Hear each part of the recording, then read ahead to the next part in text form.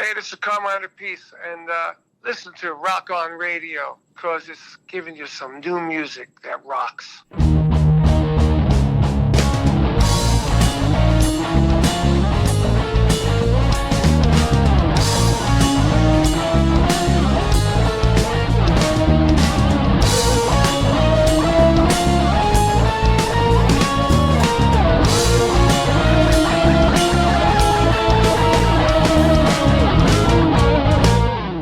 Well, hello. How are you, Producer Claire? Good. Considering It it's is wet and rainy outside. Again. I know. You think it's like April. You know why? Because I forced my parents to move back here.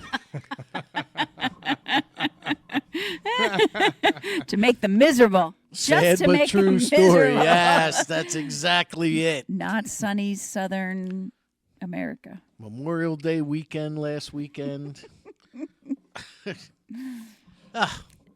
But It's not summer yet. people were sitting around with coats on. No, it was it was a nice weekend.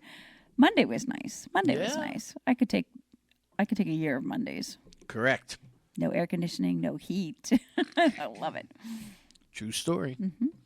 Well, welcome to Rock On Radio. I am your host, Danny Coleman. Yes, you are. Producer Claire is here. Yes, I am. And we are coming to you from the Two Tracks studio of Deco Entertainment, which we love. It was good to see Bruce when we Yes, walked he in looks here. good. Very good. I'm very happy. Fantastic to see Bruce, as always. And he said those who are praying for him, he said it's working. Keep it we up. haven't seen Charlie in a while That's true. either.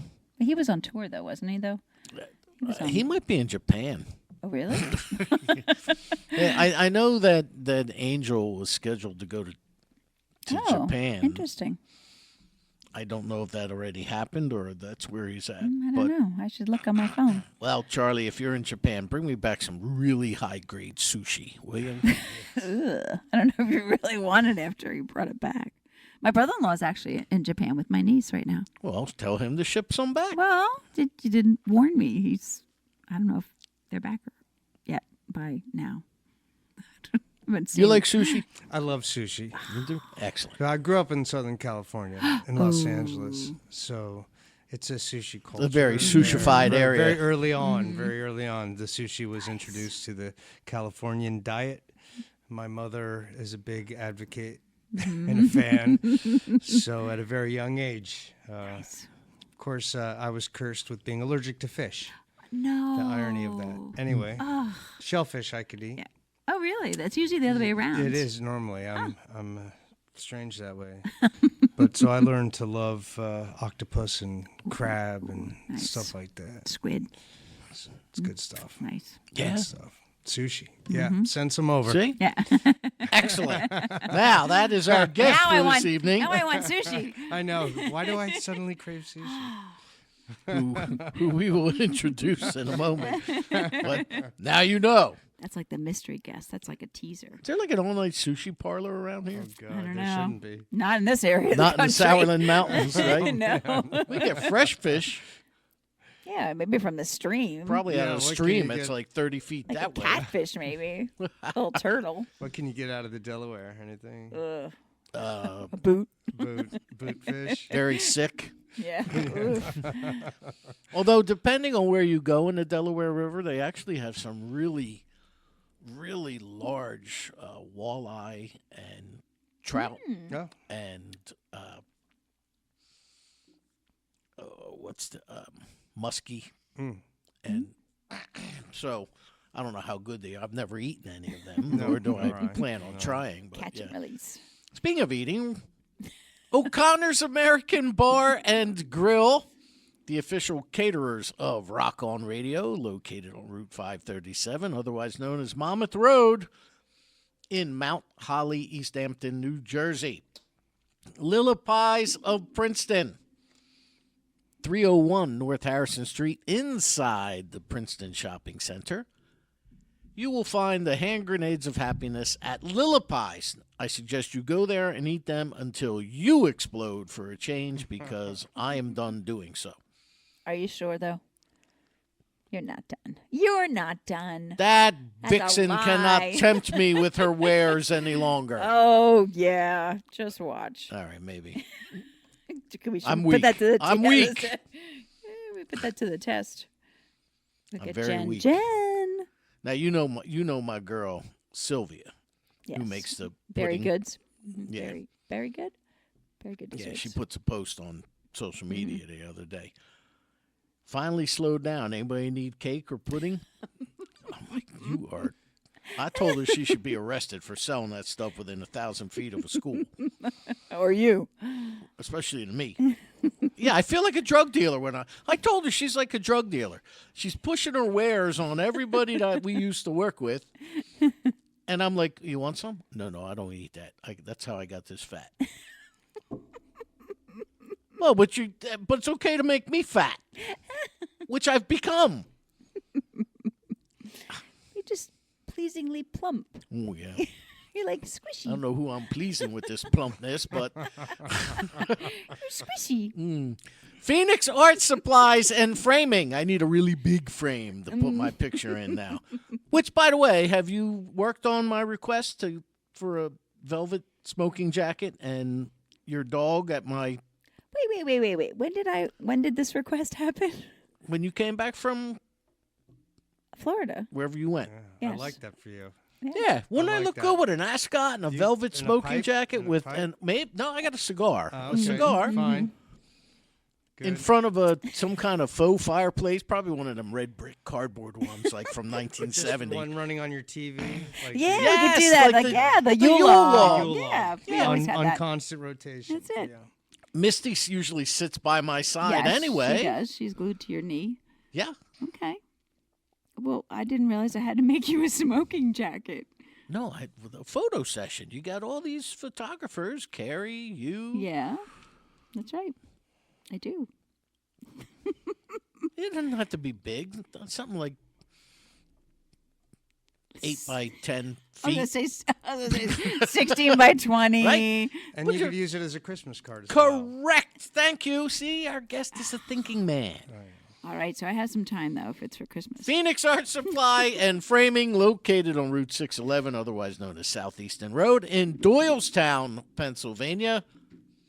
Go see them. Mm-hmm. They've been providing quality framing and art supply for more than 40 years. And we can go see them when we go on to June 7th, That's right. because we will be emceeing the main stage at the Doylestown Music Fest, which begins tomorrow, June 1st. Yes, it is. It's tomorrow's June. Oh my god. June 1st. Tomorrow's June.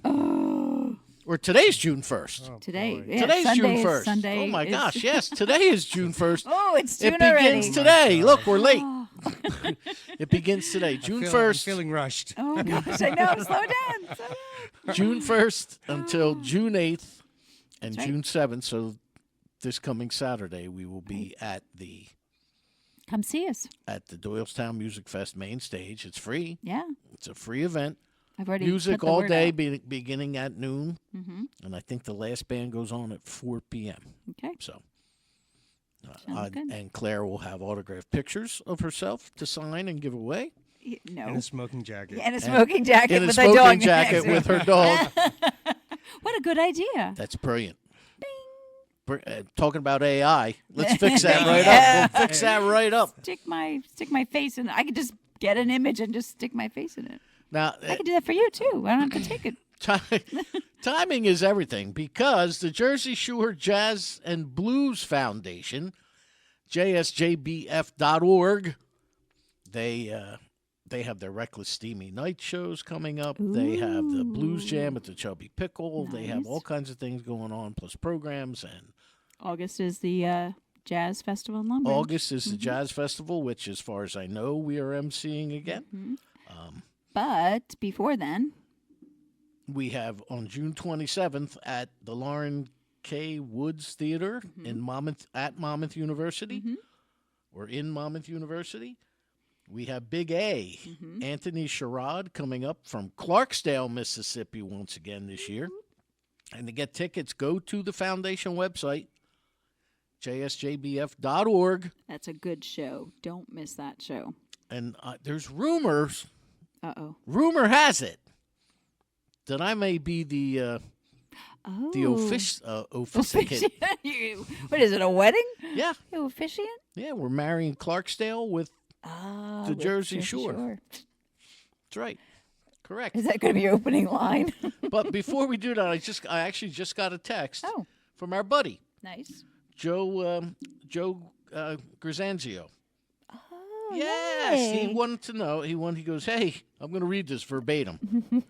Hey, Danny, hope you've been doing well. June 14th, I'm playing a gig in Allentown, Pennsylvania. Ooh.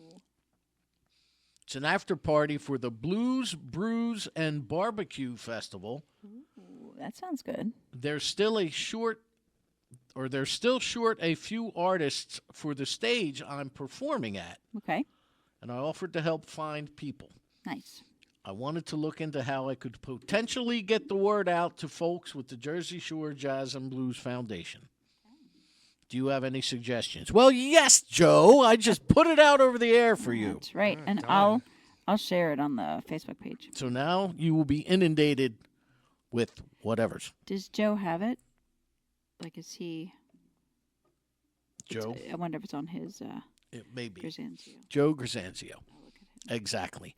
Dee Dee's Lights. Dee Dee is the official chandler of Rock On Radio. She makes all our candles. We outsold Gaslight Anthem. Can you believe that? Shh. Don't tell anybody. No. I don't want them guys coming in here telling me that they're proving me wrong, which is quite possible. It's true. Who knows? I proved you wrong several times. A day. So, yeah, Dee Dee's Lights. She doesn't have a website, but you got to find her on social media under that Dee Dee, D-E-E, Dee Dee's Lights. And there's some really cool candles, actually. We have two versions. We have the sandalwood, and we have whatever that other scent is that I can never remember. But the one is a regular standard candle. The other looks like a paint can. It comes with a little washer so you can open it. It's really cool. Which is really cool. I love that. You like it? I do. Yeah, you I have really one like of that. them. I do.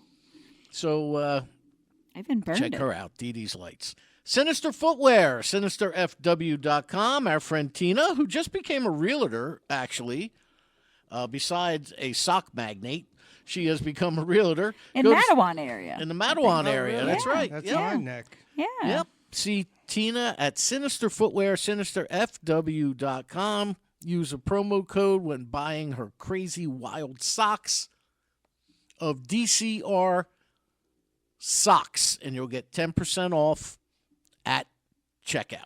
Nice.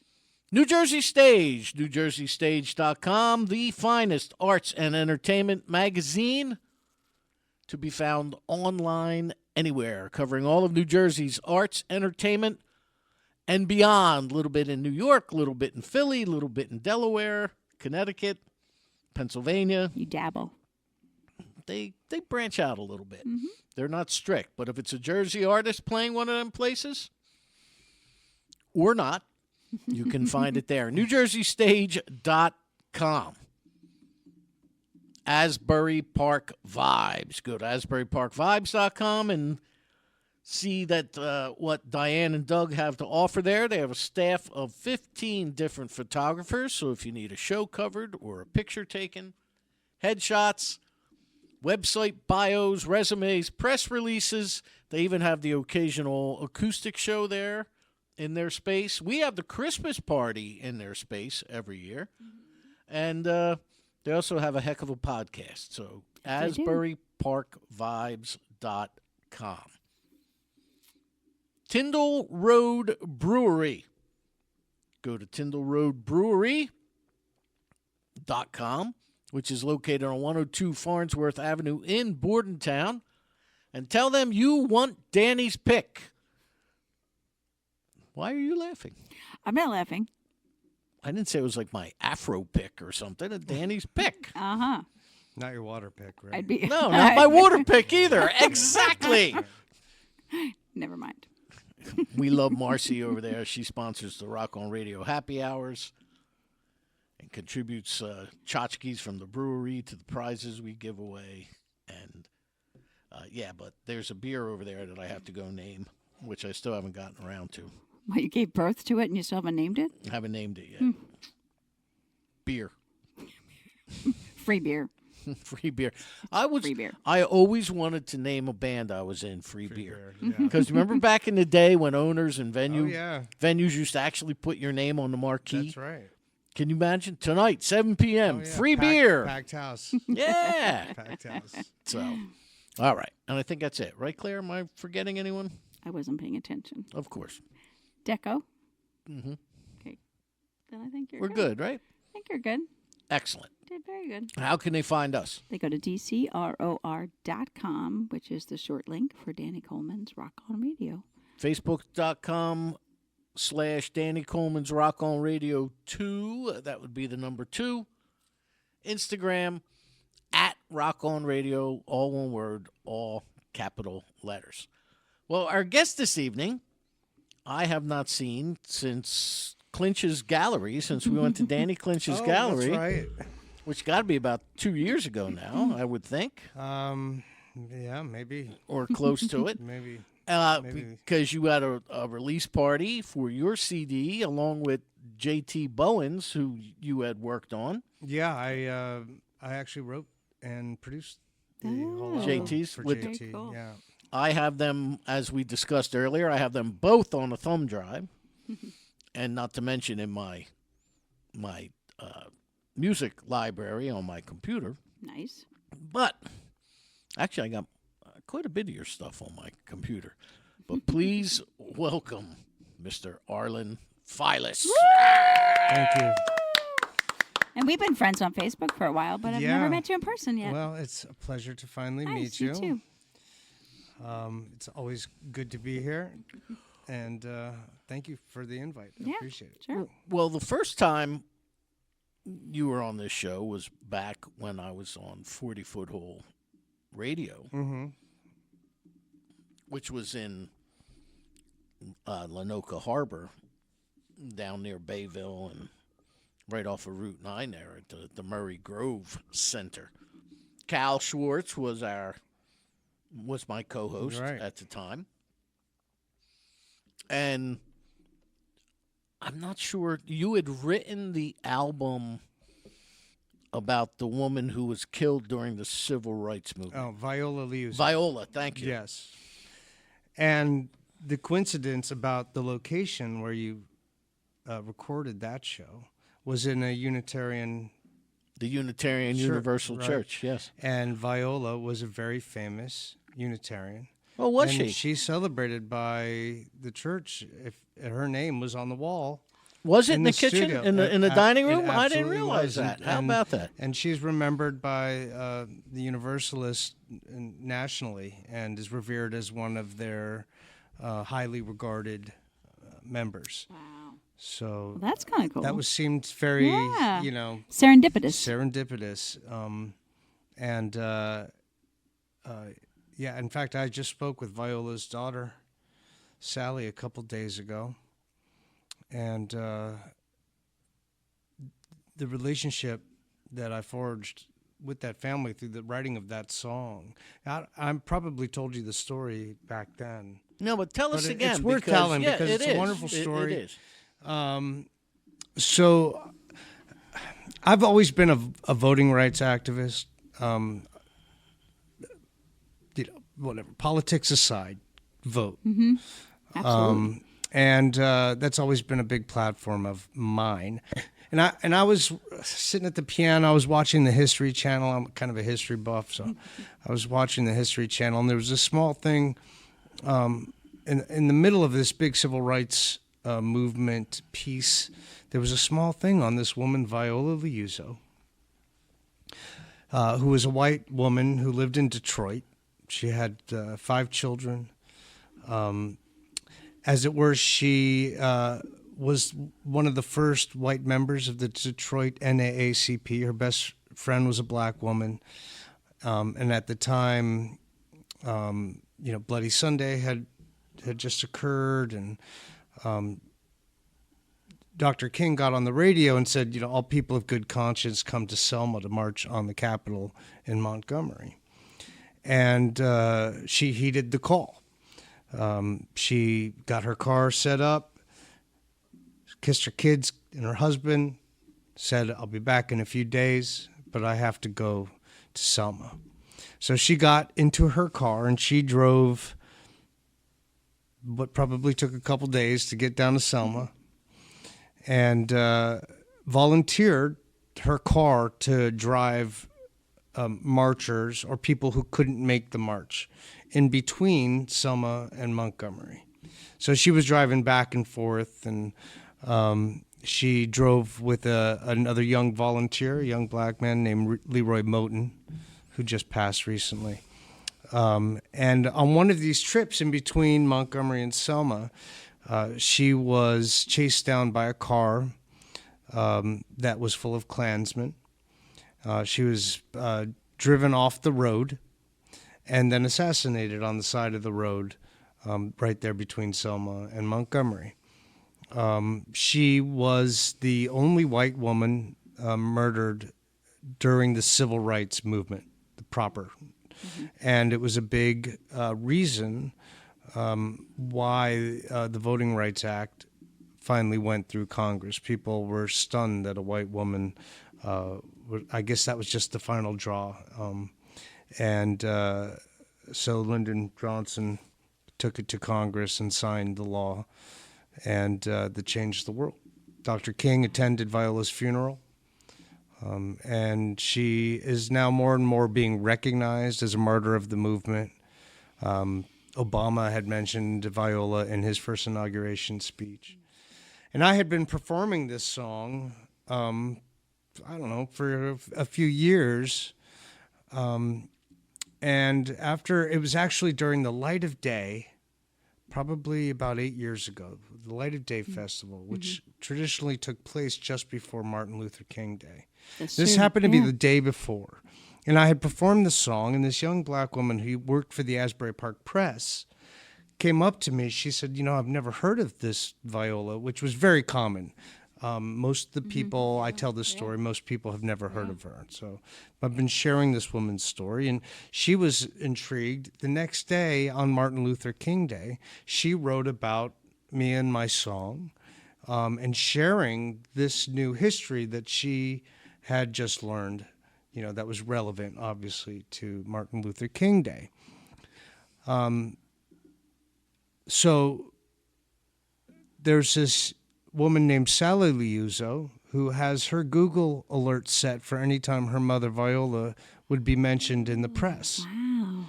And because of it, she learned about me and my song and sent me this message on Facebook saying, "Thank you so much for honoring our mother.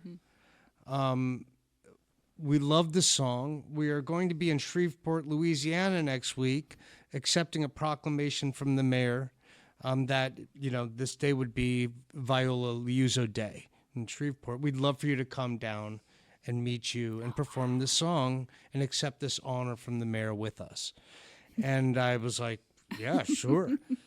How do you say no? How do you say no? I'm like, Right. I didn't even know Viola had children. Right. So that wasn't really, I had not dug into her personal history very far.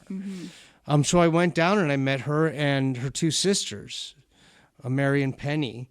And I performed at this ceremony and was invited up on stage with the family to accept this honor with them. And since then, now 9 years, we've become dear, dear friends. And I've had the honor of performing and appearing with them at civil rights and voting rights,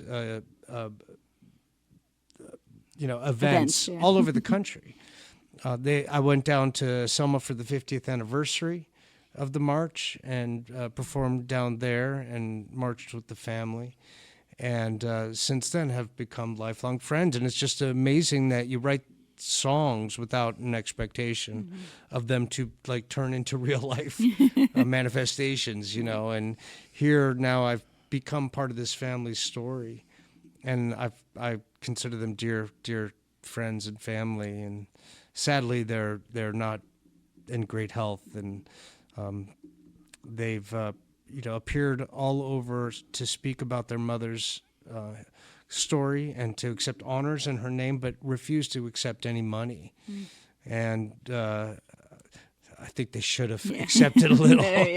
Yeah.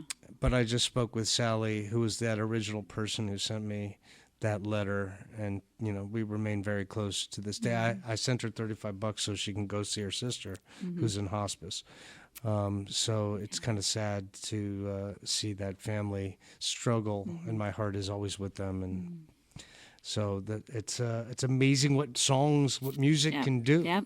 It can Brings people together. it could change your life. I mean, I never found the fame in my music career, maybe a little here and there, but everything that I wanted music to do, things like that, that's what I wanted it to do for my life, to bring these experiences and enrichment. And so I've been very blessed in that regard, and this story is a good example of that, the power of music. Which is something I often discuss. Music transcends everything. During the worst of times that you were just speaking of, civil rights movements, white kids didn't stop listening to black artists, and black kids didn't stop listening to white artists. Music was the common denominator. Right. Music truly is healing. Yeah. But what I find incredible about that was that you said it yourself. You were just sitting at your piano. Now you play piano and guitar and anything else? I play a handful of items. So banjo, drums, bass, saxophone, clarinet. Multi-instrumentalist. Nice. There you go. So, but you said you were sitting at your piano and just watching the History Channel and saw this little. Yet, you were able to, from your imagination and whatever factoids you glommed from that piece, able to sit down and put together a song that has literally changed your life and the lives of her daughter. And I think the bulk of that song was finished before the segment even ended. I was so fascinated by this woman's story. She's the ideal, like we want to feel for others, that when others are disparate and struggling, that we can, no matter if it affects us directly, we can recognize injustice. We could play a part in making a difference in people's lives, Right. just by, being empathetic, just Showing up. being able to understand and to recognize when, injustices are happening. And she was a wonderful example of that kind of sacrifice. And I was just so moved by it. Well, now I kind of screwed everything up, because how can we not ask him To play it. I I know. to not play it? And I didn't even send you that. I I should didn't have even sent you that send track. that. Can you play that live now that we Or sparked everybody's? is it on Spotify? It is. We If you could- want to do that. We could find I mean, it that way. if you'd rather me do it, I could play it Yeah, through it's more of a Spotify. piano song. Okay. If you Yeah. want to find it up What's the there. name of it? Viola. Okay. Speaking, while Claire looks that up, speaking of piano songs, you, on your last album, the one from Clinches, and why am I? Blame Me? But- Was it? No, was that it? No. I'm drawing a blank myself here. But you, Yeah, I think it's called, it was Blame Me. you That's did it. a version of "Make You Feel My Love Tonight," I did, yeah. which is phenomenal. Phenomenal. Thank you. I remember sitting watching Joan Osborne do that, and our friend Jack Petroselli was the Jack's good. Yeah, he's been playing with her for a long time. right, and Jack was playing piano on that one, and it was just piano and vocal. And I was sitting with, did you know Santa Ray? Okay, I was sitting with Santa Ray and a now ex-girlfriend, and I took a look around. There wasn't a dry eye in the house. And that was Joan Osborne's version. And, I listen to your version, and I sometimes get tears in my eyes, and it's not because of Song any. just It's a speaks. strong. It's a really strong tune. Yeah. Whoever does it, Yeah, it works. yeah. And people would never know unless they know that was Bob Dylan. Yeah. Well, he didn't have a huge hit with it. I know. You know, it's not even my favorite version. You know, Billy Joel did it. He did a wonderful version of the song. Adele did a version. It's been covered many times. And Viola, you couldn't find it? Found you. I could do it. Should we do it? You I want to could do it play live? Sure, we can let you do that live. You're just tuning in. My guest is Arlen Feiles. It's Rock on Radio. This is Viola. All right, the guitar version. This will be rare.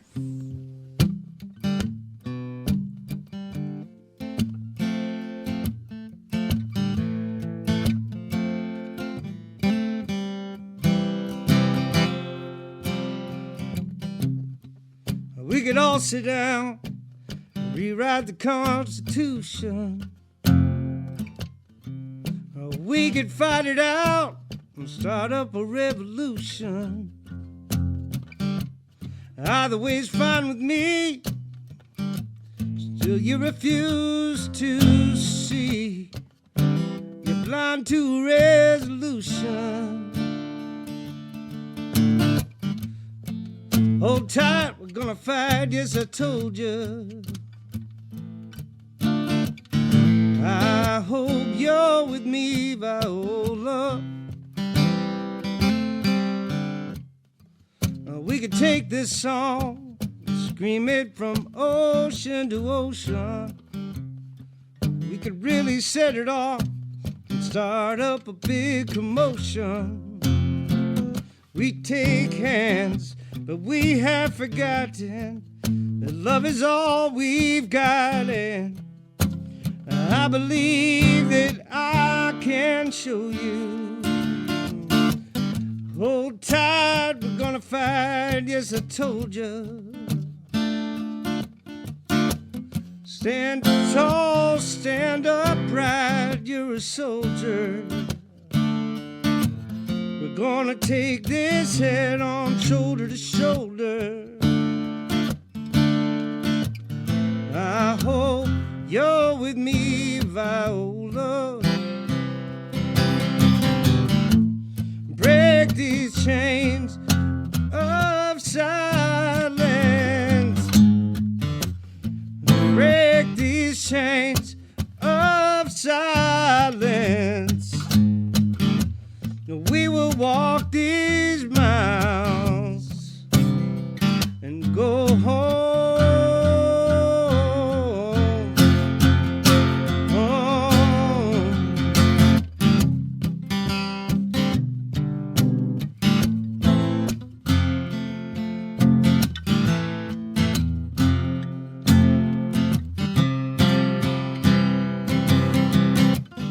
Hold tight, we're gonna fight, yes I told you.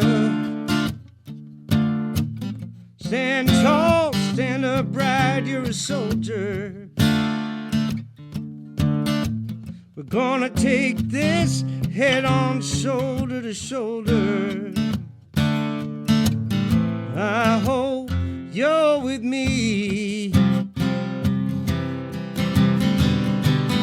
I hope you're with me, Viola. I hope you're with me. Cool. Woo! Arlen Feiles here Yes, on and Rock on Radio. I did actually find it afterwards, Oh, but good. I had done Good your job. name, and it doesn't come up when you Google your name and all your list. Oh, good. But I typed in Viola. We'll have to figure that So, out. Yeah. So then I got it. Oh, well, look, that was You already a started. special version for you Yes, guys. that's awesome. Excellent. Yeah, thank you. So we'll Yeah. kind of, it kind of begins my relationship with Arlen on a chronological level, because I would be remiss if I didn't speak about Cal Schwartz, because when Yeah. Cal was my co-host, and those of you who are friends of this program and know that I absolutely adore Cal. You can't help but adore I Cal. know. And How can you not? true story. He has mentored me in a lot of ways, even though he may not have intended to do so. But some of the things, like when him and I talk, I can never just say I'm going to call Cal for 5 minutes, see how he's feeling, because that 5 minutes I have to block out an hour because him and I will just start to speak. Yeah. And he's been very supportive of myself, this show, my other radio programs, and he has been nothing but an asset to me. And one of the things he did was tell me that he had, and that when you had written that song, and he thought it would be something that my listeners would really enjoy, and he was right. So that's kind of why I went there to bring that back. But Calvin's fantastic, and I told you I just did an interview with him for his programming that he's doing, and it's funny you should say you know we set out a couple hours to do a thing. We talked for an hour before we started the actual interview, and then we talked so much that we're like have to do it in like 2 or 3 parts because we didn't get anywhere near getting through his planned interview. And with this show, it only gives you like 9 minutes or something, right? But good for Cal, and I thank him because that's how I met you. Yeah. Then the second time you and I did anything of a musical nature together was when you had me, along with the rest of the media, to Danny Clinch's gallery because you had put out a new album and you had put out, you had worked on J.T. Bowen's album, and you did it on Wiser Time Music. Yeah, with Carmen. Yeah. We've been kind of building a music group together for the last few years. And he's a great guy, too. Yeah, he is. Sweet man, a talented songwriter. And he's another person. He's been a huge support. So my label, Not Pop Records, and Wiser Time Music, we work together on getting these albums done. Also, a little help from Richie Loa at Y&T Music, which is a label out of South Florida that had released albums of mine in the past, as well as the Mavericks. It was his first act, who are friends of mine from my South Florida days. Raul Malo, one of the great voices of our time. Anyways, You know that gentleman? Yeah. He plays the New Hope Winery, which is about 20 minutes that way, at least once a year, for 2 or 3 days in a row. And as soon as the tickets go on sale, all 3 days sell out. Yeah. And I often thought to myself, because I don't mean this in a disparaging way, but I had never heard of him. Right. I was not familiar with his work. And I'm like, who the heck is this guy? He sells out all the time. Yeah. I didn't realize Truly, you knew him. one of the great voices. I moved to Miami Beach. I'd been in Berkeley School of Music, and we had a band there, and my buddy Joel Shantz, great guitar player. He was from Miami Beach, and he's like, let's get out of school, man. There's a new music scene that's starting to develop down in Miami Beach, and this is 1995. And at the time, it was really coming out of a really bad time on the beach. It was so poor and it was dangerous, people would say. But what happened out of that, the properties became so available, and all these music clubs you could go see like 10 bands within like a 3-block radius any given night of the week. And he's like, let's go down there. So I went down there, and one of the first bands I saw play was this young band called the Mavericks, and they were doing a Hank Williams tribute night. And I was like, oh man, this guy, this Cuban guy, he's Cuban, sang his butt off. I was like, oh my God. And he's gone on to do obviously great things. But we used to perform together down in Miami Beach, Oh, nice. songwriter shows and stuff. and just close in the music scene and stuff like that, and he truly has a remarkable, enviable voice. I wish I could sing like that, but for the ages, that kind of, I'm a huge fan of his. So yeah, his label Y&T, that was his original label. He helped as well. Rich, it was a long time fan of J.T. Bowen, and when he heard that I was working with him, and I wrote this album and produced the record, it was his first release in many years, and he was just very excited about being a part of it, and so that was a good effort. I wish more people could hear that record, because JT is talk about voices of the ages in a completely different way, but he's legendary. JT Bowen, man. I mean, that's when He was the vocalist in the Red Bank Rockers, that's right, with Clarence Clemens. And, that's correct. And they had a couple big hits, and they Yeah. did the tours, they did the late night shows, they did all kinds of things. He has continued to sing, and he's just got one of these absolute legendary voices. Yeah. So it's an honor to have done that with him. That's a great album. You did a Thank great you. job. Yeah, on he that. does viola on that record Yeah. too. Really? A different kind of. What's the name of that album? Dig Deep. Okay. Yeah, Oh yeah, there it is. Viola. yeah. It's if you wanted to play something from that, even I'd be welcome to hear that. Well, if you want, I got it open. So. Yeah, I mean, Dig Deep is a great track. If you want to share that, I would love to share one of JT's tracks. Oh yeah, that was.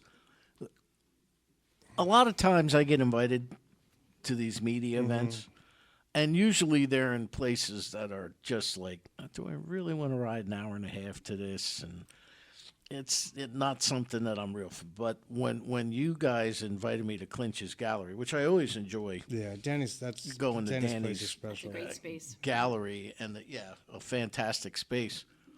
But I saw, you were involved and Carmen was involved, and I hadn't seen Carm in forever. So when I don't know whether it was him or you that sent the email, but either way, I'm like, okay, this is going to be pretty I cool. should have brought him with me. You should have. We haven't seen him since Been Yardville. 2 years since Yeah. I I haven't saw seen him Carmen. for a while Yeah. too. And then I saw that JT was going to be on it. I was like, okay, I'm not missing this. So I Yeah, we opted against the typical CD release party kind of shows.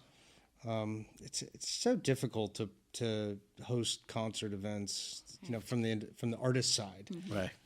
And we thought it would be special to kind of give a preview to industry professionals in the area. And Danny was very kind to give us the space. Yeah. And, it's a nice way, like people like you are, enabling.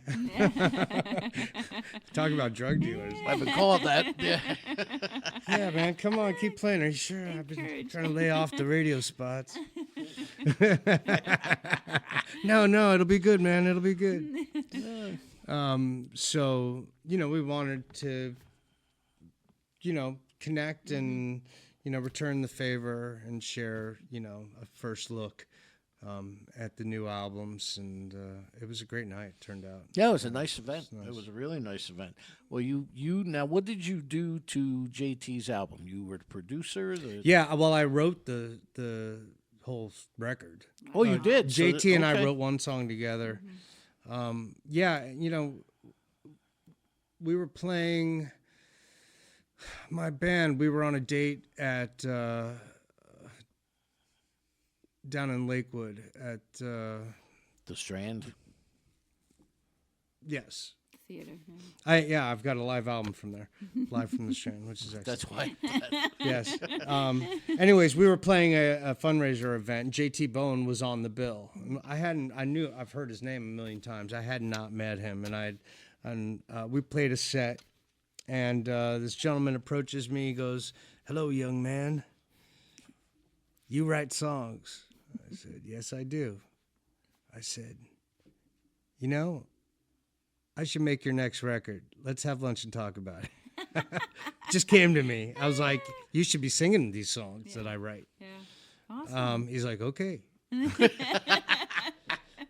And not long after that, we met for lunch, and I pitched a vision, kind of a departure from the J.T. Bowen that most people are familiar with. I wanted to kind of connect with the man behind the soul man. He's always a wonderful entertainer, but I kind of wanted to address some deeper feelings. And I had some wonderful songs like Viola that, approached the civil rights movement, and some other songs that I thought would speak to his life experience. And boy, you hear him do viola and you're like, oh, that's what it's supposed to sound like. Oh, that's what it sounds like. But yeah, he was very generous in giving me, he's like, you just tell me what to do. He put his trust in me, and he did a wonderful job bringing these songs a new kind of life and to a new audience. And, yeah, we did it. We recorded the whole thing at my home studio in Matawan, and I produced it. And I said, "All right, come on in, JT. I need you to sing." And so that's how that all came about.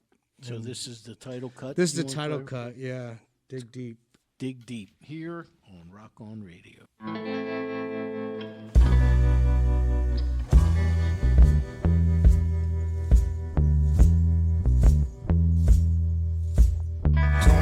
March these streets. Don't wanna march these streets. Don't wanna drag these tired feet. Don't wanna march these streets. Don't wanna lift no signs.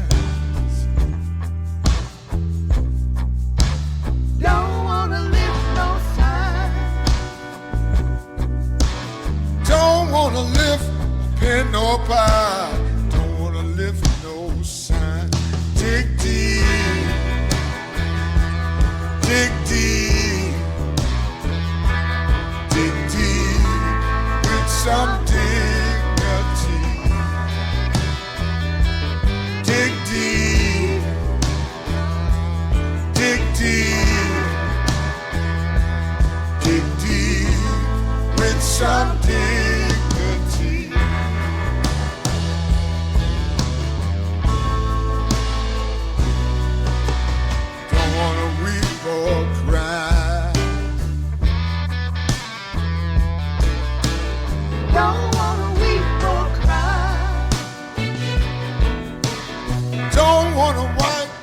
Stained eyes, don't wanna weep or cry. Don't wanna kneel and pray. Don't wanna kneel and pray. Lord, don't give a damn what I say. Don't wanna kneel and pray. Dig deep, dig deep, dig deep with some dignity. Dig deep.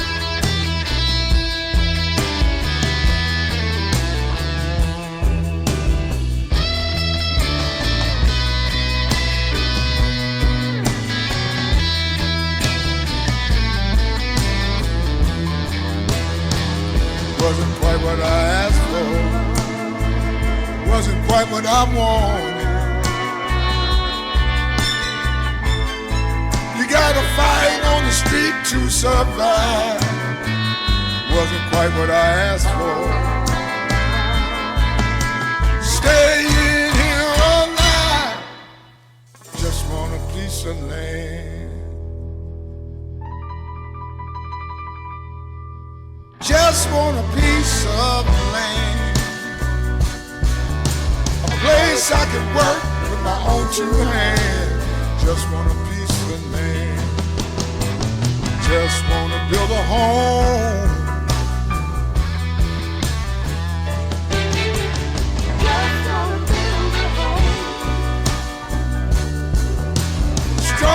There's a mountain made of earth and stone. Just wanna build a home. Dig deep, dig deep, dig deep with some dignity. Dig deep, dig deep, dig deep with some dignity.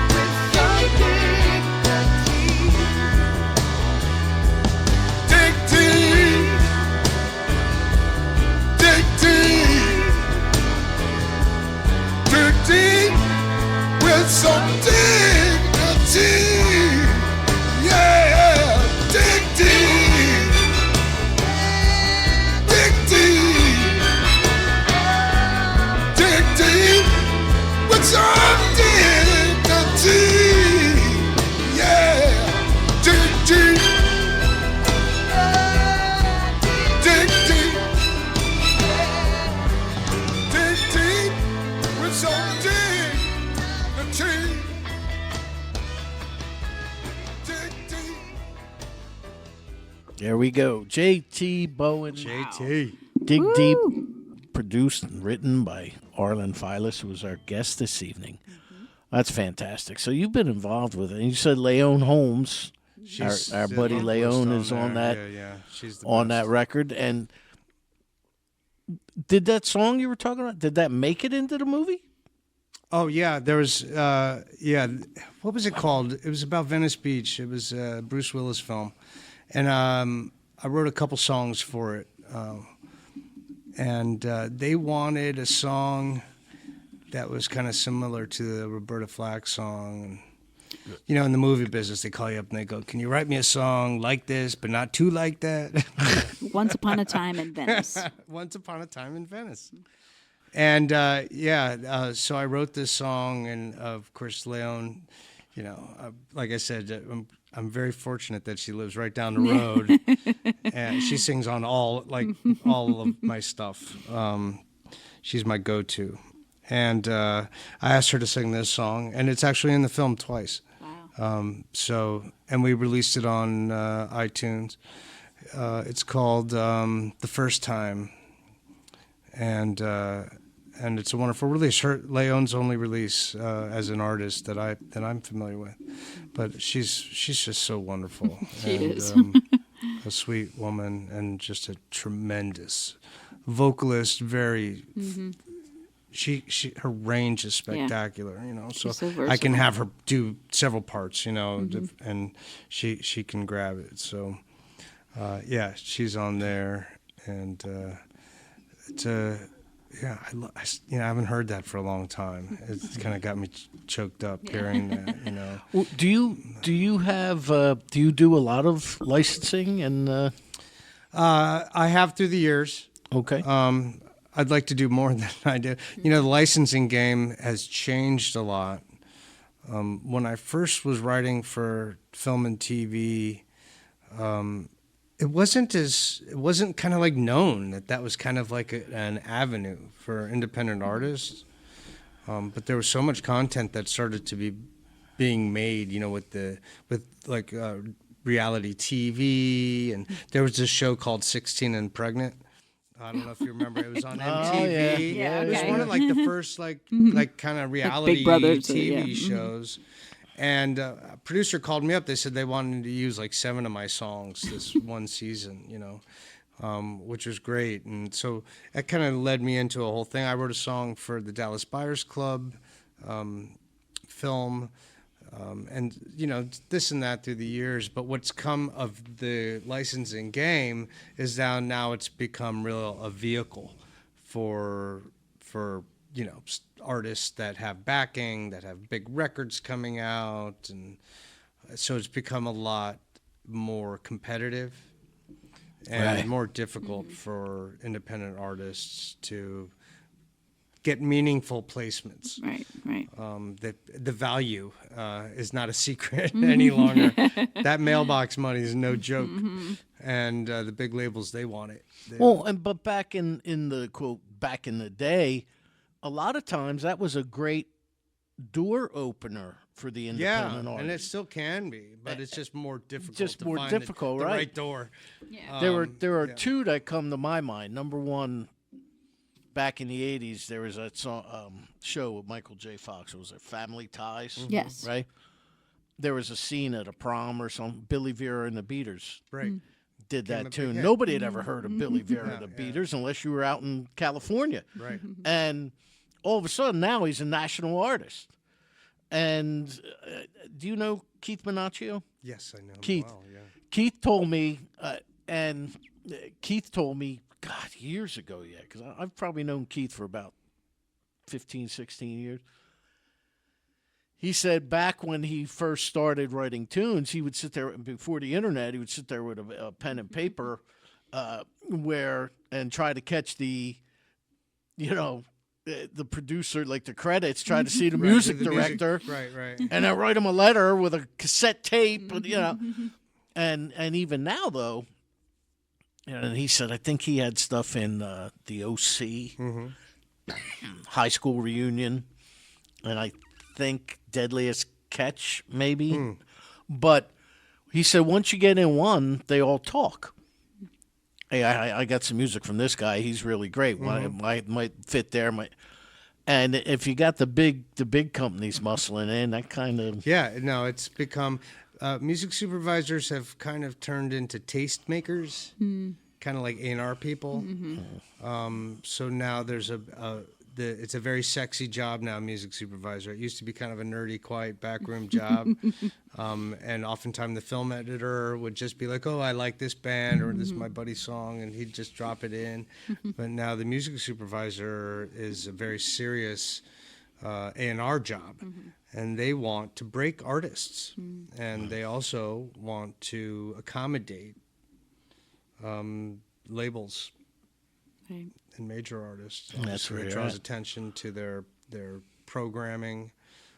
So it's now we live in an era of content and everything. It's multimedia content. Like when I was a kid, right? You had records, you had TV shows, you had and very rarely did they kind of cross. Right. But now everything is. Every movie, every TV show, the music is now a real major Huge part. of that, and so it's changed the industry. And of course, content makers and providers, there's plenty out there, but there's the high exposure ones are more difficult to. Yeah. And they're doing a lot of retro stuff Not to too. sound like I'm complaining. Yeah. no. Yeah. I'm not disparaging the music supervisors. Right. I think it's great, and I think it brings great content, and it's elevated television programming and films, with great music. So And also bringing it back too, so the next generation watching, Stranger Things, or like they put the music. And then my kids are listening to this, and you're like, "How do you know this song?" They're like, "Oh, it's in blah blah blah blah," So I'll never forget watching Ferris Bueller's Day Off, and Twist and Shout became a #1 hit again. 20 years later, Exactly. whatever it was, probably not even that long after. But I was fortunate one time, Arlen, to interview Bill Medley, Oh wow. who told me that Unchained Melodies. Melody has been a #1 hit in 4 decades. Really?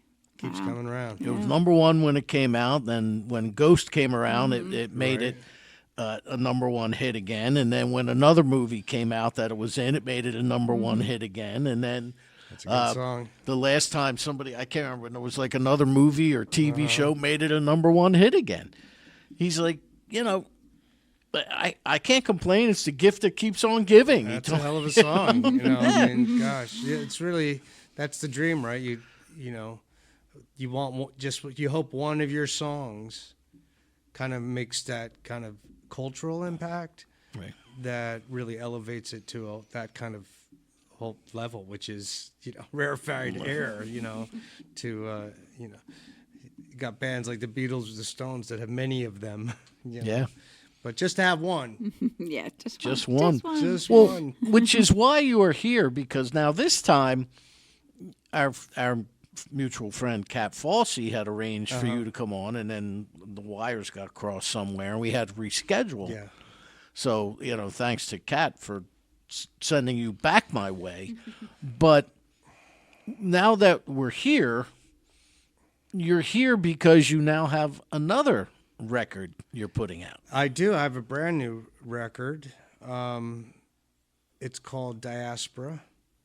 It's a very personal record, probably my most personal album that I've ever done. In what way? Well, it's really the story of my family and the Jewish people. I'm a Jew. And with the state of the world as it is, without getting into the politics of it, it's just really put a focus on my personal connection with my Judaism and my culture and my heritage, and that kind of seeking,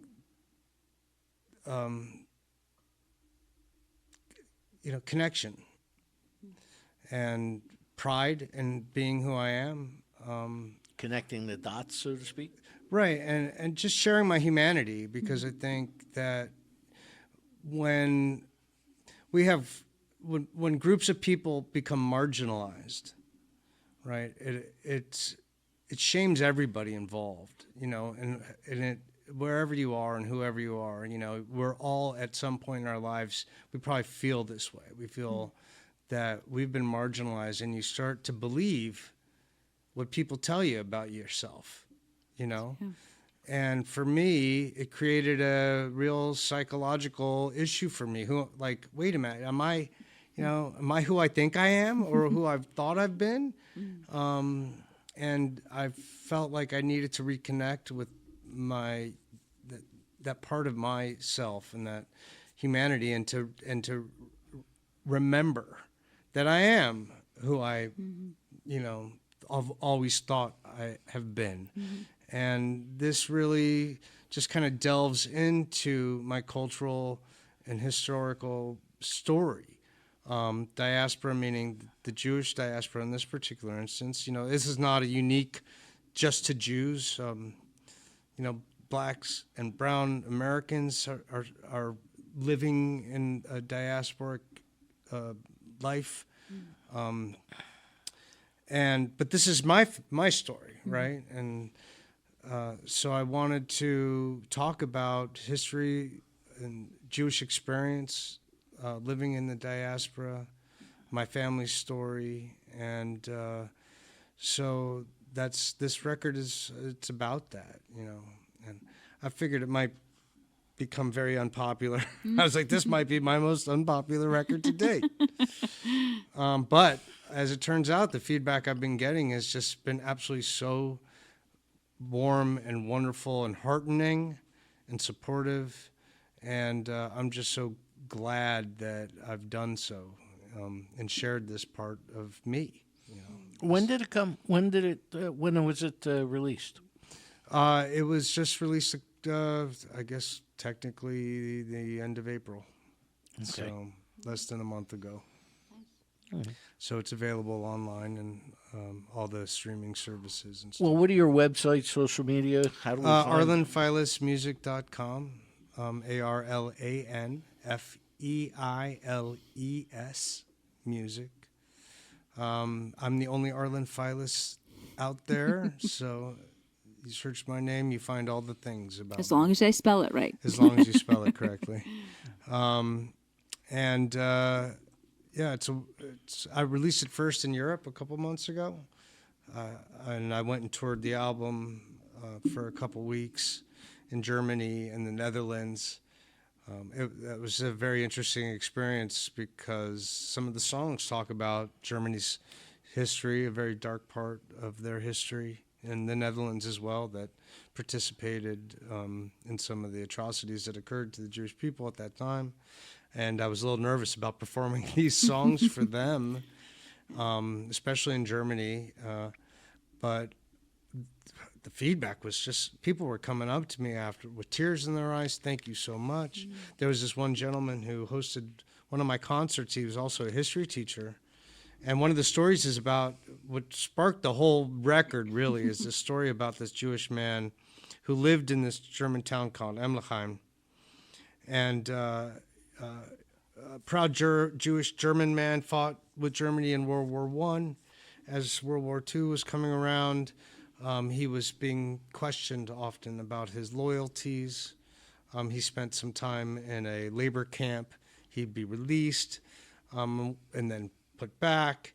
And in one of these releases, he took the train home and walked himself to the river and threw himself in because he couldn't handle the despair. And he knew ultimately what his destiny was going to be. And that song and that story that from the last time I played in this town, became this song called The River Takes, which is one of the songs on this album. And I went back and I played this song in this town. And this gentleman, he's a history teacher. He wants to use the song to teach his students about this incident that happened in their town in this part of history. And I guess, for a Jewish man to come back and to share this town's dark history, and then for it to be used as a tool to teach these young German children about their history, is mind-blowing. I mean, it's like, what a terrific honor and a redemption of sorts. So I just keep moving forward with this album, and and I hope it touches people. Is all. Well, do you want to do some musical of it now? I would love to. Okay. Let me play you. This is the first track on the record.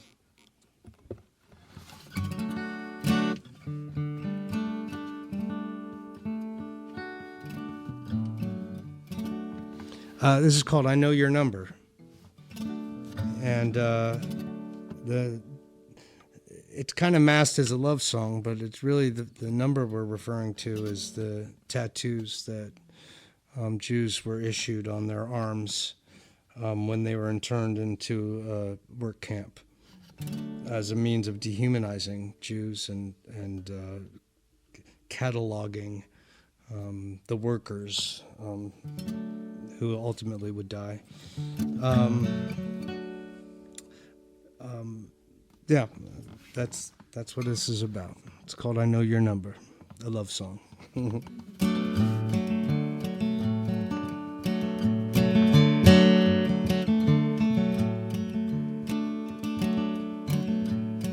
I know your number.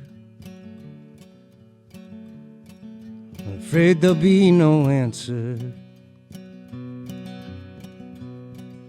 I'm taking every chance, dear. Any chance to find you. I know your number. It's yours until surrender is written in your tattoo, imprinted on the heavens. When everything else left fades, your number will remain. And there's nothing quite so true. There was only one of you. La la la la la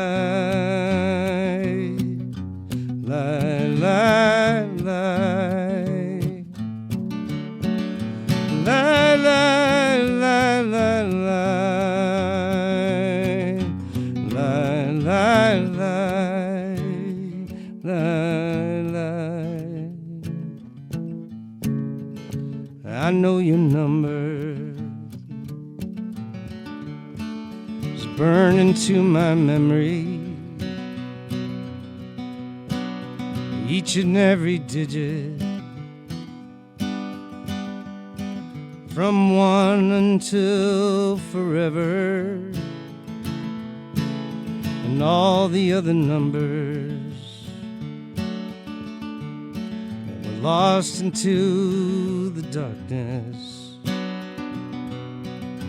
buried with their silence, faded and erased.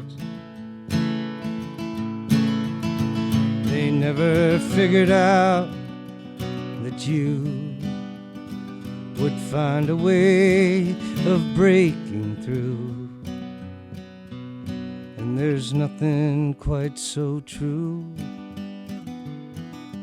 There was only one of you. La la la la la la la la la la la la la la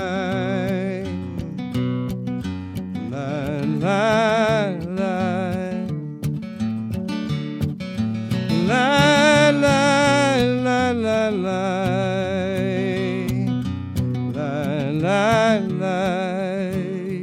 la la. He called your number. He called it night and day. Won't take no for an answer. Won't let you get away. And you were just another number to learn and to forget,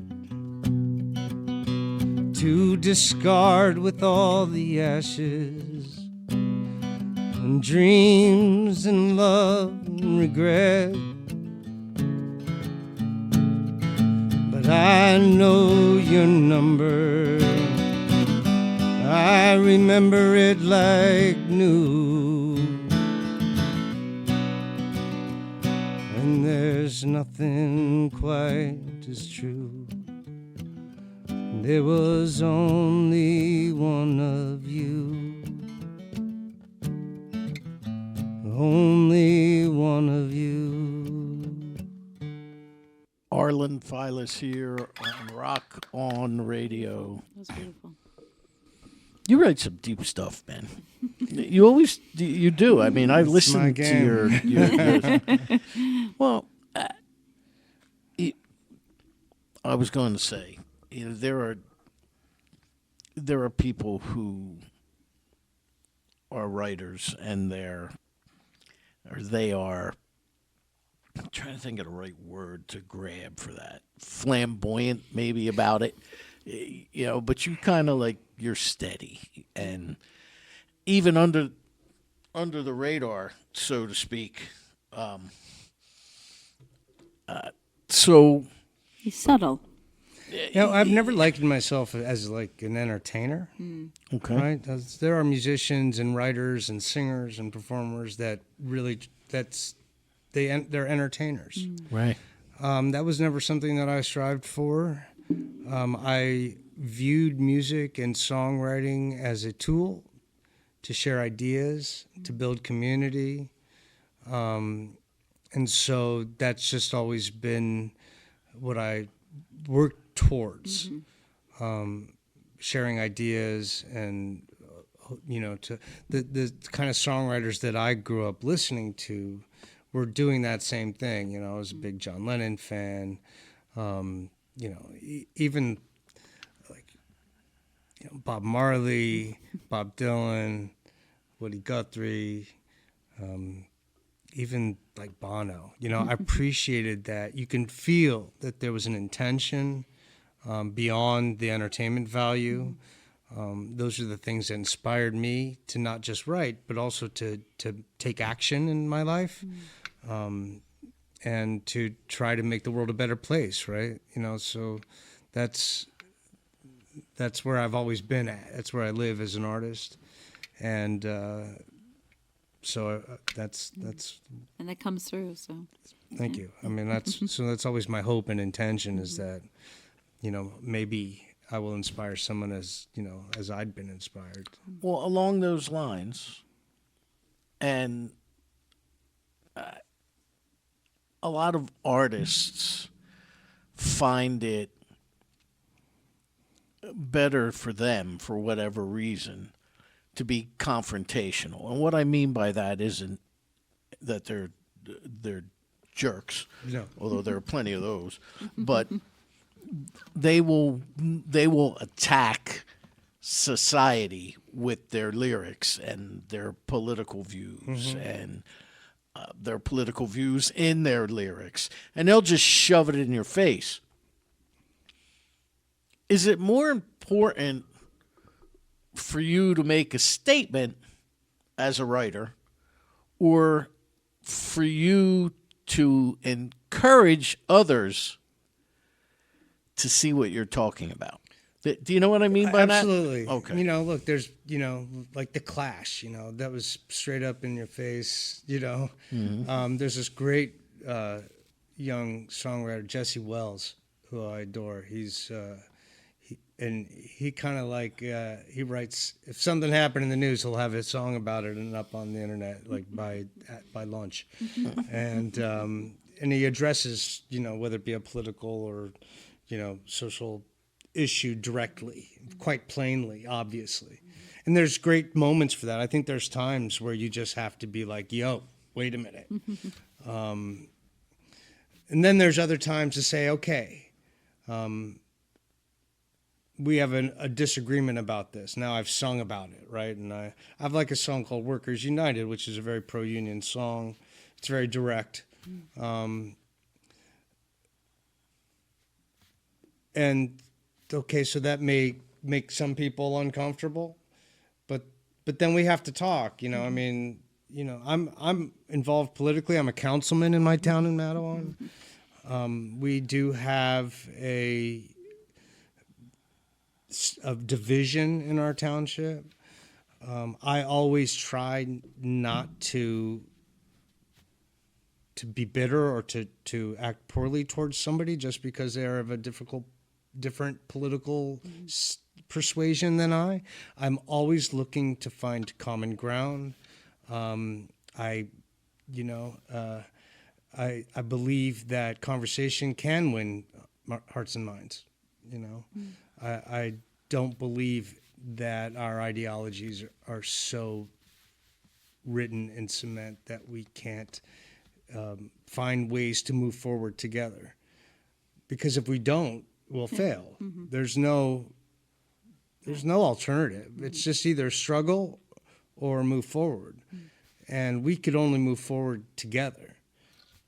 So that's always been important to me, to make sure that I'm speaking to, you know, broadly, you know, my intention is to share my love with everybody, not just a certain group of people. I'm not trying to create a niche with leftists or with conservatives or with this and that. Many of my friends are completely opposite of me politically, but we learn from each other, you know. And if we can build bridges like that, then we can go back to our communities and our families and share insight and commonalities, and so that we can build a community. Because that, to me, my town in Matawan, I'm responsible not only, you know, how the, you know, property tax gets spent, but also in fortifying and building a community where my kids can be safe, where we have common experiences. You know, we have concerts in the park series that I get to pick the bands, or at least some of them. Like we got in August on Thursdays, we've got Nicole Atkins is playing. Oh, nice. We got Steve Forbert coming to play our Nice. town. So we've got, you know, I'm trying to create very meaningful experiences for us to share as a community, not just for a part of the community or for these people I agree with.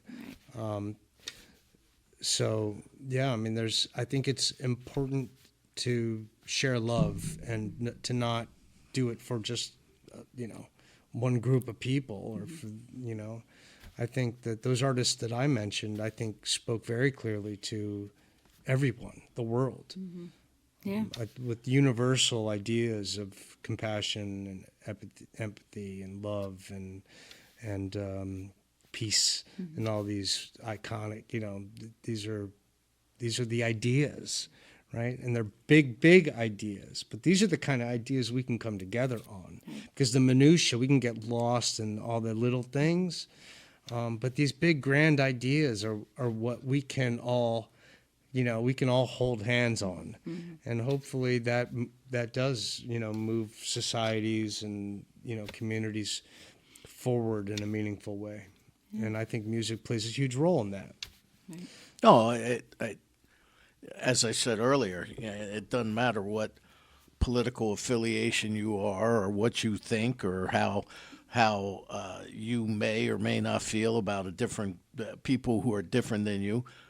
When you're sitting at a park listening to music, that's right. People are all doing the same thing, enjoying the and we music. need to lean into those moments and remember those because media today exploits Yes.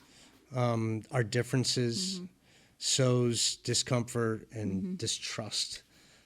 Especially these days where the truth is very hard to find or very easy to find, because you could pretty much, if you got a feeling or an idea, you'll find somebody that will agree with you, or a lot of people, not to get political, but flat earth is a thing again. There's a whole... How is it again, though? It's so funny because I Didn't don't know remember. about the flat earthers? Well, Well, back now- in the Dark Ages. Oh, well, but I'm just saying. Well, I mean, that's scripture. So and it's people, back. yeah, no, it's There's just a weird. huge community, and not to disparage them, Yeah. God bless them. I was But it was weird. It's a weird rabbit hole. I was It's a there in weird the rabbit Dark hole. ages. You were. Yeah, you remember the first time around. You were the one. You were the one flattening it. That's right. I got pictures of me in that pizza maker's outfit. So you can find a community that will share your beliefs. But why lean? Let's lean into the stuff. But that, let me that ask binds you a us. question though along those lines, because now I have a friend I've known since I was like 12, and I'll say his name right on here. My buddy Stoney, right? Now Stoney leans as far left as possible, and I lean as far right as possible. And him and I will give each other the business, never nasty or anything, but we'll give each other the business online over politics every now and then. And it's so funny because like the other people that jump in on that, because they're his friends, they all lean one way. Sure. So they start treating me like, cursing at me. And I'm like, okay. And it's funny. So I'm like, hey, so Sunday night, I said to him, like, Stone, because his birthday was Saturday last week. So I'm like, Stoney, enough of this. How about a birthday beer? He's like, come over. And him and I sat there, did not discuss politics once. Yeah. Not once. We had a couple of beers. That happens to me online all the time. And then, I'll inevitably have, another person chime in and start cursing out my aunt. Yeah, right. Exactly. I'm like, can you not like talk to my aunt like that? I mean, seriously, like keyboard muscles. But here's exactly, keyboard muscles. But here's my take on all that, and for our listeners, take it for what it's worth. Last I checked, no matter how much danger, peril, or whatever you think, or whatever side you're on, trouble we are in at this moment from a sociological and political standpoint. The last time I checked, you and I have the freedom to think, feel, and say whatever we want. So if you wanted to be a communist, you could be a communist. If you wanted to be a racist, you could be a racist. That doesn't mean anybody else has to associate with you, but that also means they don't have to kill you. It's America. You want to be a racist? Go for it. That doesn't mean I have to expose myself or my family to your points of view. And I could just walk away, turn the other cheek. And in today's society, I don't think people do. It's difficult because it's people with the most extreme ideas get the most action in the algorithms, and they seem loudest, and we can be confused and believe that they are huge numbers. But at the end of the day, there's going to be extreme ideas and people with them. But for the most part, most people, even differing views, we may be politically on different ends of the spectrum, but I honestly believe that you want to do good things for our community and for our country. Yeah. The ideas that somehow maybe they're evil or they're bad people or this and that, like last I checked, my interest is really making a better community and world for my children to live in. We all have to live in and I'm it. pretty sure that Exactly. most of the people I know, Right. whether I disagree with them politically or not, how we get there may differ. Right. But if we start to alienate each other or demonize each other for not being unified with a single Right. way to get there, barring hateful messages, we got to Right. see that's the problem. It's Right. like we got to tone that stuff's got to tone down. It doesn't serve Anybody. anybody. No. It doesn't get us there. Right. It doesn't. It's a distraction, and the algorithm loves distractions. Oh yeah. Lies all move about- faster than truth. All on about the division. internet. Divide and conquer. It gets more clicks. Yeah. So Yeah. maybe a little tune out and tune in. Yeah. But if more people did what him and I did this past weekend, last weekend, the world would be a better place. You think that way, I think this way. All right. Well, whatever. I'm not going to change your mind. I'm not even going to attempt to. Right. All I know is that you and I have to coexist. Let's have a beer. Right, and our You know? behavior and being kind Yeah. and doing good That's things basic, speaks to who we are. as people. Love your neighbor. Right. I mean, that's really the So I would dare, like in my town, in my politics as a councilman, I would dare the counterparts on our council to find fault in my efforts in our town, because I'm so only interested in creating meaningful experiences for our community, ones that bring us together. As it should be. And so if you are going to try to politicize that, I think then that's a failure for our community. And You're we right. need to focus on bridges and kindness and that kind of thing. That's where I'm at. You are correct. live and let live. Well, see. If you're just tuning in, I'm here with Arlen Feiles, producer Claire. This is Rock On Radio, and you have a new album out called... Diaspora. Want to do some more music? Sure. I sent you a track, Go St. Louis. Actually, you know what? You did. I That's have a it. good track. But Yeah. let's do, because I don't, how much time are we?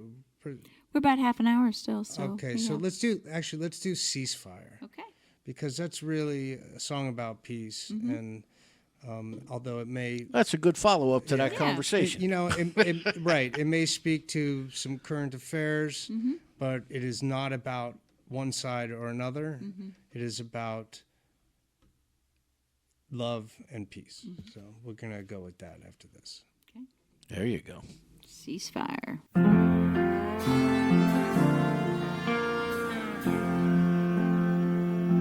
I'm calling for peace. Call for a ceasefire. Call for a ceasefire. I'm calling for peace. I'm calling for peace. I call for a ceasefire. Call for a ceasefire. Calling for peace. The road to peace is perilous and daunting. It pitches and bends, outpaces the morning. It's paved with intentions, some good and some flawed. But one day I'll catch it, bring an end to this war. I'm calling for peace. Call for a ceasefire. Call for a ceasefire. Calling for peace. We push down this road, never knowing just when the moment recovers, with the promise it lends. One step and another, on our lips an old song. I need to know what is right here. Seems that everyone is wrong. I'm calling for peace, call for a ceasefire. I call for a ceasefire. I'm calling for peace. I was taught to ask questions. I was taught to seek truth. I was taught to find wisdom and nourish my roots. I was taught to show kindness, and if I rolled up my sleeve, the goodness be promised. You just had to believe. But you broke the truth. You killed the wildflowers, cut at the root, the act of a coward. I'm calling for peace.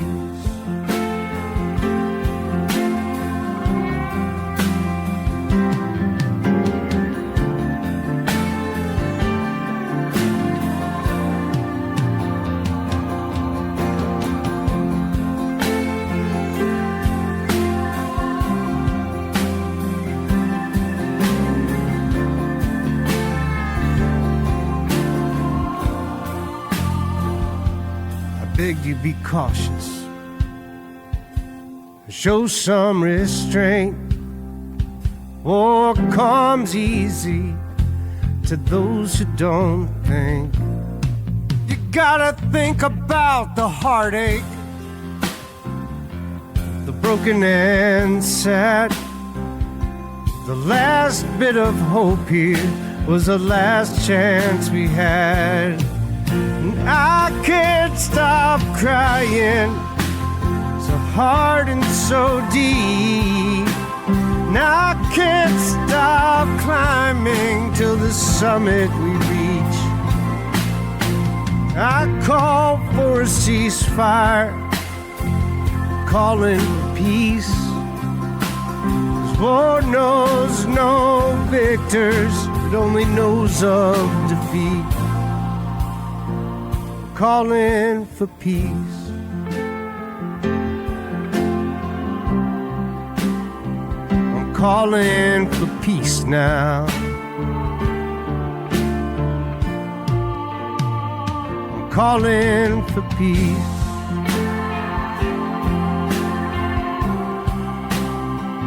I'm calling for peace now.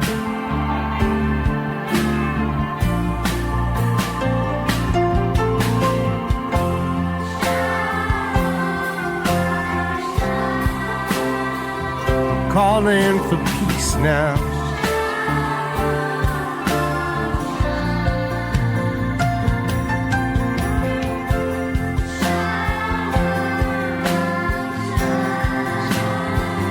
Calling for peace now.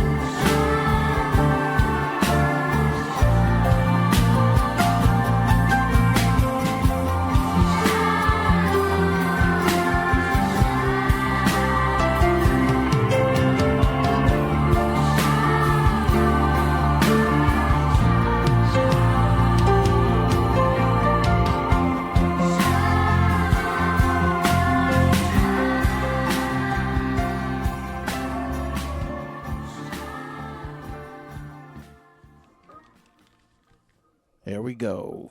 Arlen Feiles and the song called Ceasefire. Ceasefire here on Rock On Radio. We were having an interesting conversation off mic about all of the intricacies of my family. Oh boy. For a change. But I worked in an inner city hospital. Mm-hmm. Through COVID, I was in charge of the supply chain for the ICU and the emergency room. So I was busy at times. But, all of my coworkers called me Token. I was the only white guy, right? So, but never once did we not get along. So it's all acceptance of your neighbor and their differences, and realizing that they can do and be whatever they want. And if you don't like it, you don't have to associate with them. You're never going to force your viewpoint on anyone. It's true. Just walk away. Just share love. That's it. Just Correct. Share That's love. right. Correct. Like Arlen Feiles. That's right. So It's all love, babe. what are you going to do? What are you websites again before we go? Oh yeah, ArlenFeilesmusic.com. Arlen Feiles is on Facebook, Twitter. It's all there. And Spotify. Yeah. I'd love to tell you I got a couple projects that I'm also part of aside from this new album. I've a few theatrical programs. One's called The Devil and Daisy Dirt, which I wrote the music and I perform in the piece, which is a Pine Barrens fable about the Jersey Devil. Oh. Nice. And it's a wonderful program. The author, my buddy Alex Dawson, wrote the piece, and I wrote the music. And we have this wonderful Dan Diana, who is a special effects master, and he built this kind of Lion King-esque puppet of the Jersey Devil that he wears. That's spectacular. He's a special effects guy. He made one of the helmets from the Marvel movies. Oh. One of Iron Man's helmets. Okay. And stuff. Anyway, so it's a multimedia thing. There's the devil puppetry. There's a story. It's kind of like the sequel to the mythology itself, which is a wonderful fable, or is it? So we try to bring the Jersey Devil to life, and we're doing performances all over New Jersey, some in Pennsylvania. We did a few runs in New York City. So if you see The Devil and Daisy Dirt, I think it's devilanddaisydirt.blogspot.com if you're interested in checking out any of our performances. It's a lot of fun. It's well worth it. Is it on Facebook? Do they have it on page too? Or? I don't know, but I promote this show on my website and Facebook as well. And it's a great, if you're into the cryptic and it's really fun and a wonderful show. I'm really proud to be a part of it. And also another theatrical project that's coming up. I'm revisiting a role that I first played in 1999 in the first touring company of a show called Hedwig and the Angry Inch, which was an off-Broadway show that was performing at the St. Jane Theater in New York City, and I got a call, asked if I'd come in and audition for this role, which I got, and ended up doing this show for 6 months. It went on to have a movie, then become a big Broadway hit with Neil Patrick Harris, and now it's touring again, and our local favorite singer and a songwriter, Remember Jones, is playing Hedwig. And it's something that I've been encouraging him to do, that he's wanting to do for decades. And he's finally doing it for real. And he called me up. He goes, "So you're going to do it with me, aren't you?" I said, "You kidding me? I haven't done it for 25 years. I didn't realize you were a actor.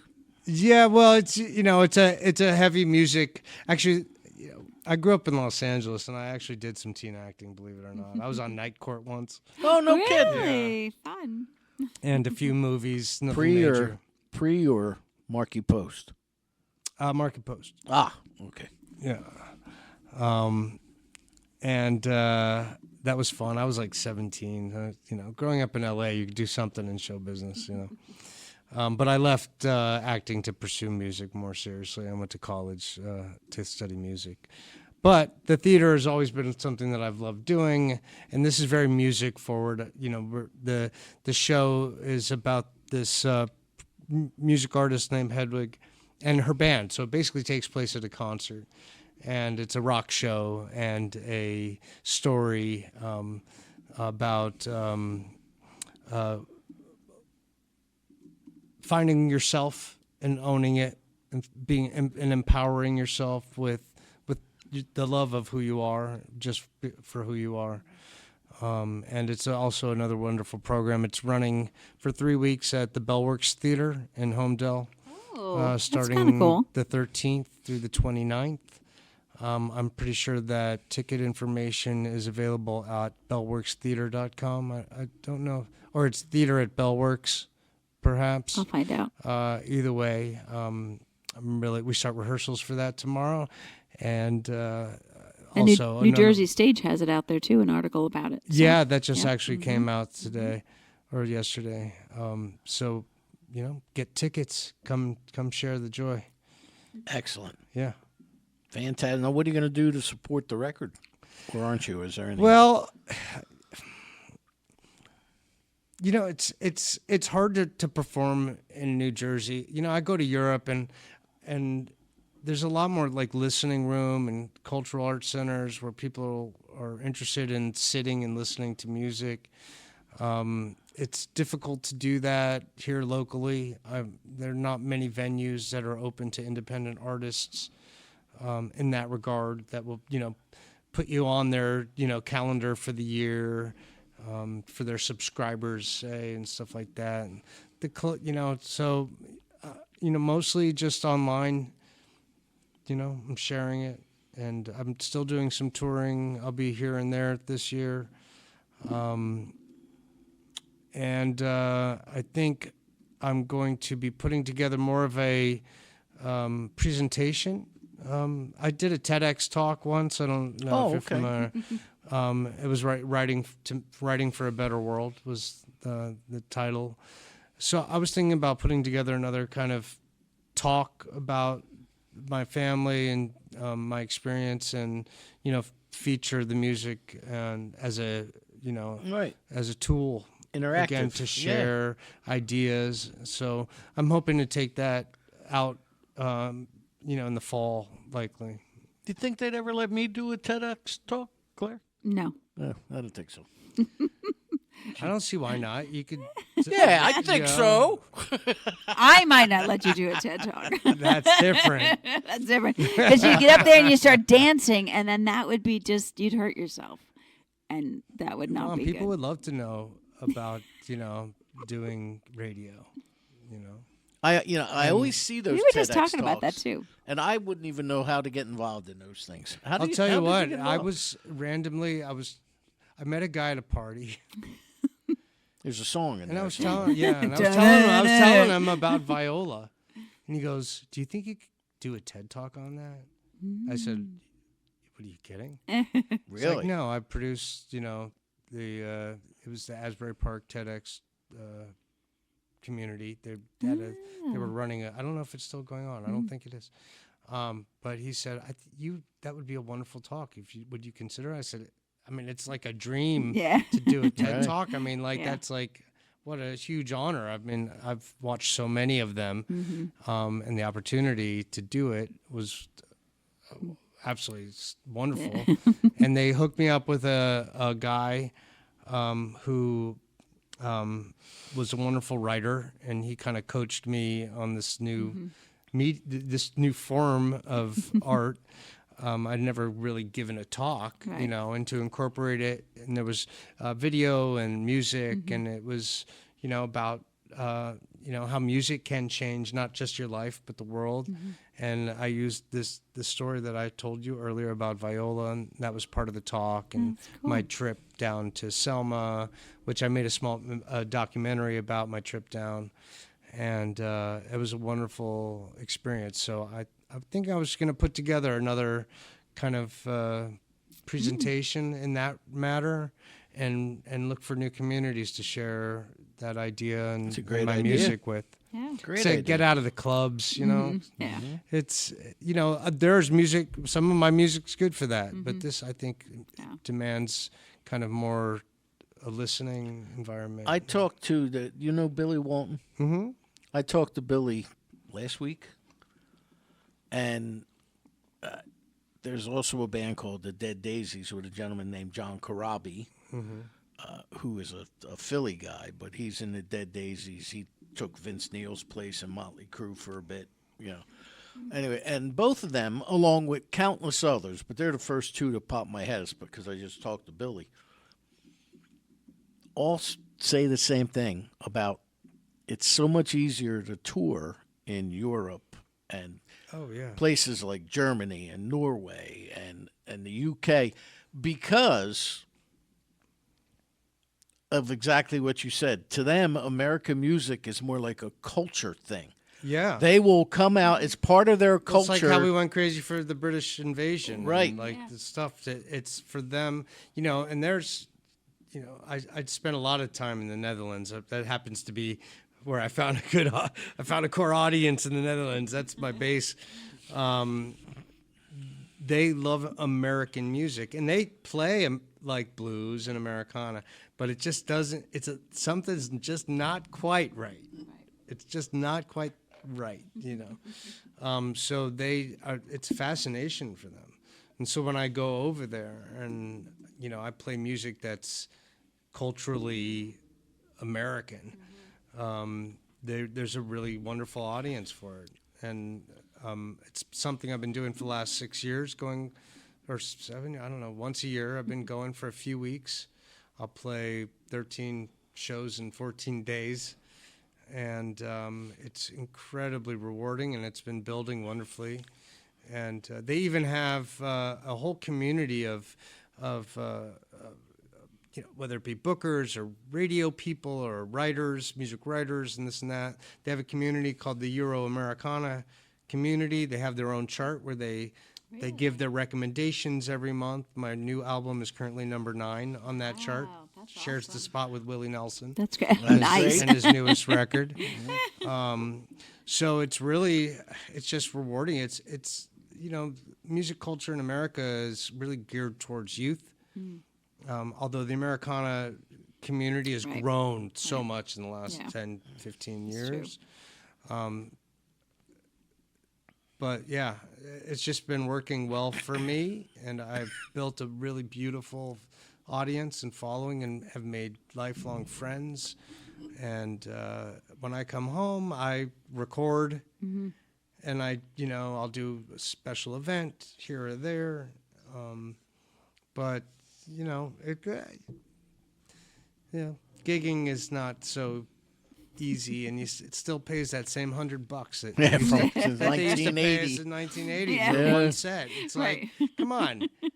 It's like that number, they just picked it and it stuck. Like you can't, and it's like the dollar you throw there in is the no collection. cost of living increase. it doesn't serve me to leave my house for that. I'm not looking for exposure or experience. Exactly. I'm not, that's not, where I'm at in my career. And I, communicate and connect with an audience in a different way now. Yep, we do. How much time do we have left, Claire? Do we have time for another tune? Yeah, we have 12 minutes. Oh, all right. We'll do another song. Sure. There's Ghosts of Our Lovers. It's a nice track. This recording is from the Live at the Strand album, which we recorded live at the Strand in down in Lakewood. And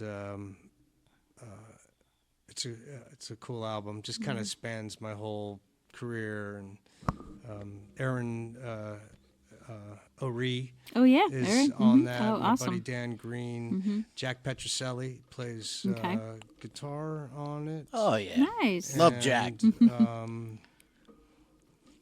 Michael Scotto plays percussion. Oh, no kidding. Yeah. Yeah. Awesome. And I know Mike.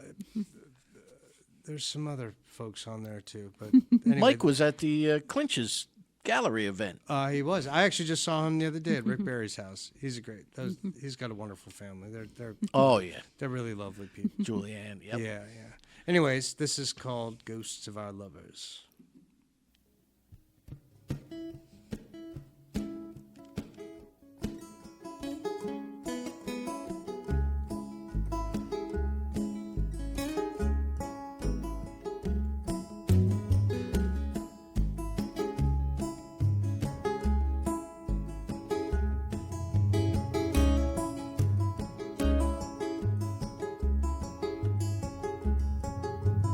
Hush now, my dear lover, you must never tell a soul. Be swift like rushing water over shiny flakes of gold. I know how this finishes. I heard the story told. Buried in the shadows of white mountains capped with snow. I may never hold her. This day may not be one. Take this to my gravestone. Till then I'm gonna run. Make sure your aim is true. Make sure to take my tongue. I may take the arrow, but I will not fire this gun.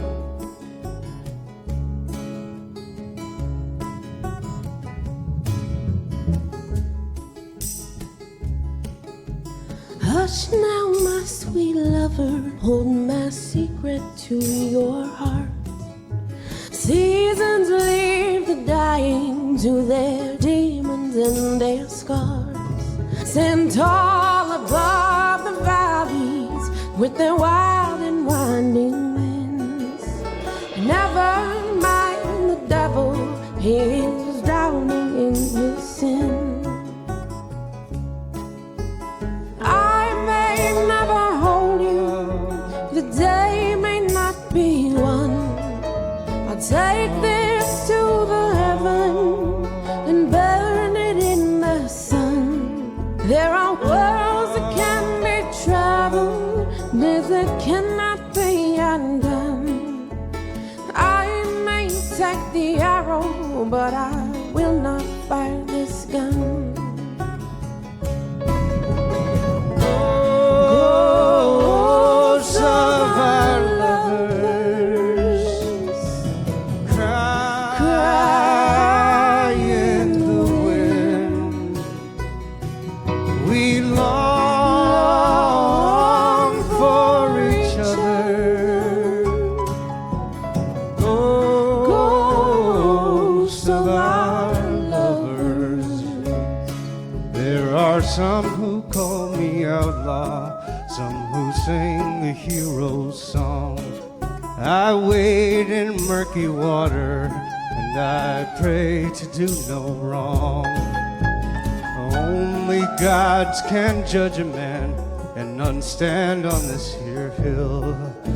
I ride towards every sunset, alone with my free will.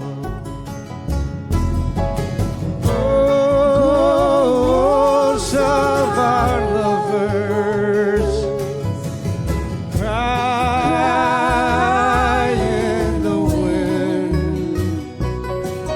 We long for each other.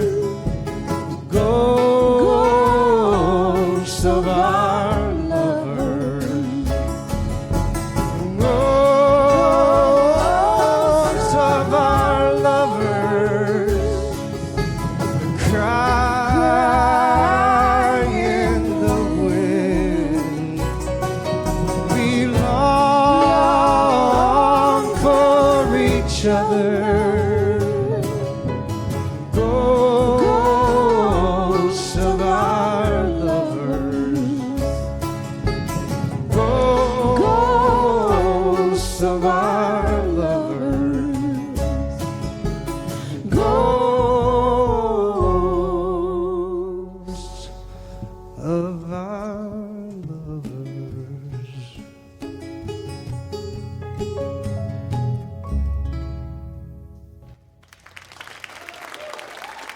Thank you, Aaron Schul.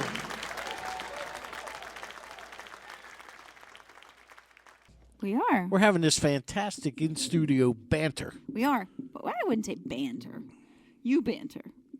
Back and forth. That's right. Well, no, and it goes to what we talked about before. We're talking about something, and we agree to disagree, and there's no anger or uncivil behavior, right? Not yet. But yeah, that's right. Wait till the show's over. That's it. It's over. The gloves come out. That's right. Although we're not in the Pinelands, so the Jersey Devil can't get us here. No. Well, Coyotes could, though. he We do can have get us coyotes anywhere. and bears and all kinds of fun Oh my stuff God, we've like been that. getting foxes, a lot of foxes in Yeah. our neighborhood lately. Yeah. Is there a lot of construction by where you live? No, Oh, they've just that's odd, then. found a happy good home. spots to create dens. They've been going a little wild around. Wow. They're little kits. We had that happen at the two golf courses, Cream Ridge and Gamblers Ridge. In the sand trap, they actually dug into the side of the sand trap. They burrowed were in. living in the side of the sand trap. Hit a ball over there, and his little head comes out. It's two like, strokes. Well, I mean, I grew up in Marlboro, and I don't think we saw. I mean, there was nothing around us when we moved in, and we had turtles and like reptiles and things. But I was amazed the first time I saw a fox. I mean, I was much old. I think it was in Howell that I saw an actual fox, and I was like, wow. And now I see them all the now time. they're all over the place. So it must be they were just They must be tucked away interested somewhere. in all the bunnies we have in my yard That's as true well. too. Oh, yeah. I could use a Probably. few foxes for all the bunnies. My children have named them all. Chocolate is one, and apparently Chocolate, he's been around for many years. Oh, He reincarnated every Every time. spring. Imagine that. He looks smaller this spring. Yeah.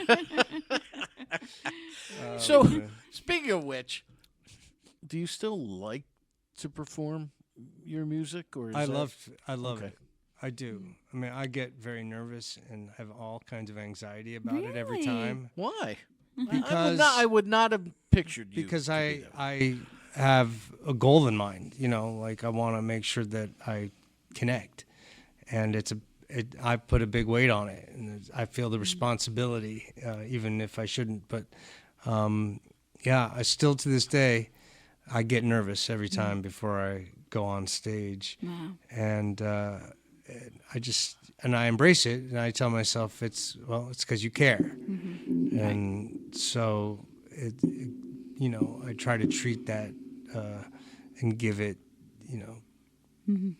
respect it. respect. That's right. So I love it. I do. I love nothing more than being in front of an audience and sharing my music. I think it was Kevin Toft that used to say, whenever we had a gig, we tune because we care. That's right.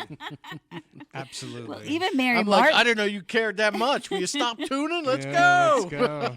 Well, Mary Martin would be very nervous when she'd go out, but she'd always go to the curtain and she would look out and she would say, I love you, I love you, I love you. And she'd always pour out her love and show when she loved her audience, then she could perform. There's been times that I was so nervous that I couldn't get started.